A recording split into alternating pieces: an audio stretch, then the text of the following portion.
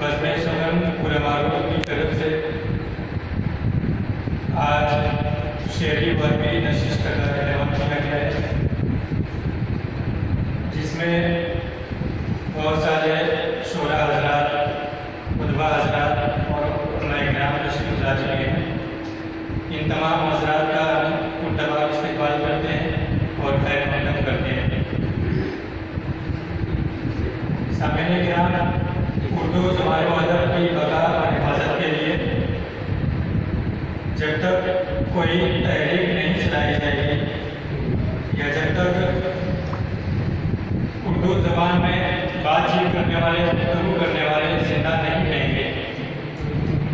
اردو زبان جب تک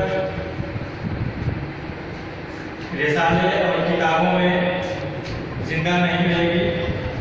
تب تک اردو کے بقا اور حفاظت کی ضمانت نہیں دی جا سکتی ہے۔ اللہ تعالیٰ کا بے پناہ شکر و احسان ہے کہ اللہ تبارک و تعالیٰ نے اردو زبان و ادب کی حفاظت کے لیے اہل پورا معروف کو بزم سخن کی بنیاد چند شعراء، علماء اور علماء کرام کے مشوروں سے اور ان کے قیمتی نصیحتوں کے ذریعے یہ تحریک چلانے کی توفیق بخشی، جس کی بنا پر ایک طویل، بلکہ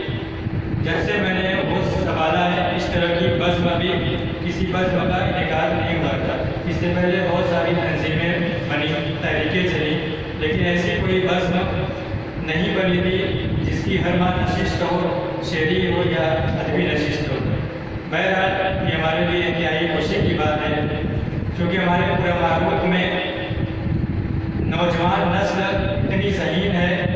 چاہے وہ تعلیم کے سلسلے میں ہو یا شاعری کے سلسلے میں ہو یا تقریر کے سلسلے میں ہو، یعنی ہر فن میں وہ ایک فنکار ہو کر تیار ہوتے ہیں۔ وہ ان کی صلاحیتیں نکھر نہیں پاتی ہیں اس وجہ سے کہ ان کو کوئی پلیٹ فارم نہیں مل پاتا ہے۔ میرے محترم بزرگوں اور دوستوں، انسان جب کوئی بھی کام کرتا ہے، جب تک اس کی حوصلہ افزائی نہیں ہوتی ہے، اس کو کوئی پلیٹ فارم نہیں ملتا ہے، جب تک اس کو کوئی اسٹیج میسر نہیں ہوتا ہے، اس کی صلاحیتیں دب جاتی ہیں بلکہ ابھر نہیں پاتی ہیں۔ بہت سارے لوگوں کے اندر فکر کی صلاحیتیں ہوتی ہیں، شعر کہنے کی، مضمون نگاری کی، تقریر کرنے کی۔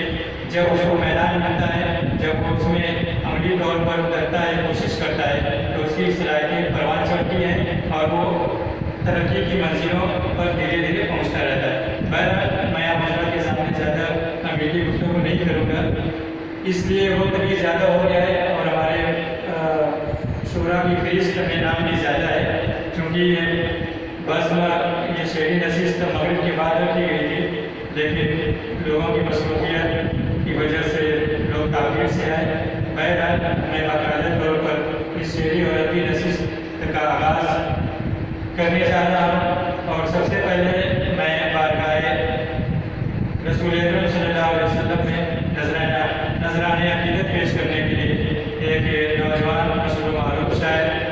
کو آواز دے رہا ہوں، جن کا نام اسم گرامی ابو حذیفہ الجلی ہے۔ میں ان سے گزارش کر رہا ہوں کہ وہ تشریف لائیں اور وہ سرور کونین صلی اللہ علیہ وسلم کی بارگاہ میں نذرانہ عقیدت پیش کریں۔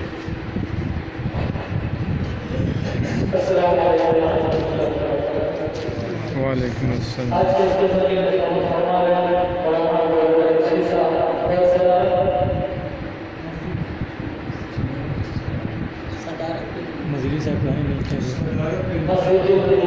نظیری صاحب آ رہے ہیں، انہیں کی ہے۔